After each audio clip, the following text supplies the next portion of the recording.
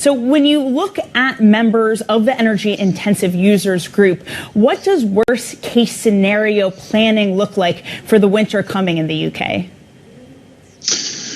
Worst case, I'll caveat that it's a worst case. It's still a scenario, so it has a probability that it might happen, but the probability is still low. In case it does happen, the UK will go through a standard emergency process where they will interrupt supply contract, basically supply to non-domestic businesses, basically, so non-domestic energy users, mainly businesses.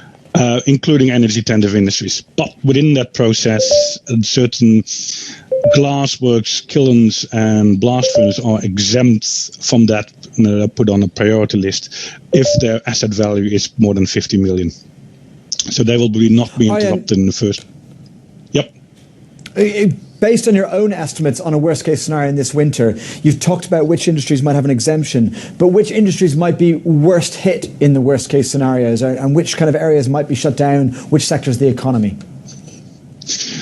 That's a difficult. So I represent energy-intensive industries. They will pay because they consume the last volume of gas and electricity. So if you do have an emergency, you will go after them first because they help if they reduce gas and electricity consumption. If you ignore the ones that are exempted, you will think of primarily chemicals, paper, and pulp, and up to point steel. So they will be basically asked to not consume and not to produce. So Arjen, you mentioned here we are talking about the worst case scenario. Do you have any sort of models you're using internally as to what the likely outcome this winter will be? I'm not, but I do get feedback from my members, and of course they're analyzing security supply risk to their own company as well, and they do report that to me. But what normally happens is that National Grid over here in the UK publishes its winter energy outlook for both electricity and gas, and that sets out the various scenarios for security energy supply in the UK. Now they have published their early views, less on gas but more on electricity, and that certainly shows that the risk of security of electricity supply in the UK over the winter is increasing. I've been told that many of the UK's most energy-intensive users use the firm that was known as Gazprom Energy. It's obviously now been renamed and controlled by the German government. Is there now sufficient confidence in the stability of this supplier?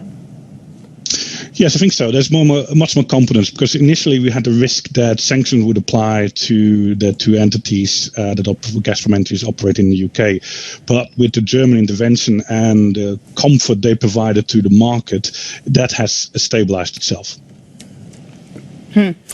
We also have, Arjen, the Labour Party proposing extending the gas and oil wind tax windfall tax, rather, if I can get my words straight. This, of course, follows after one that the Conservative Party adopted. What do you make of that proposal of continuing it out through the winter months? It's generally difficult, understand the difficulties with the windfall tax and how to particularly to administer it. It has an impact on investment certainty in the UK as well.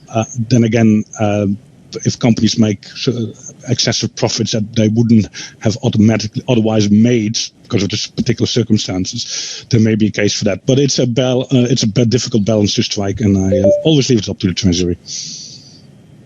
Arjen, do you feel that most of the clients in your group, they have a full kind of, they fully embrace the fact of how bad it might get this winter? Or are they kind of staying a little bit in denial or optimistic or hoping for some kind of government intervention that's going to relieve the situation? Are they preparing for the worst, or are they just aware of it and kind of going, it's not going to happen? Probably a bit more on the second side. Hopefully not going to happen, and that the government will do some more. To be fair enough, the government over here has done something already. They've asked coal-fired power stations to be open for longer, and they've asked National Grid to come up with demand-side products to avoid getting to a national emergency on energy. So they've done that.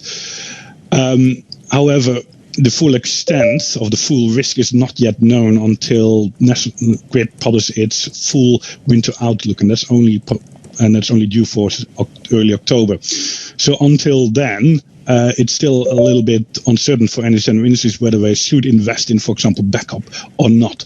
Because if you do that, it does require additional investments.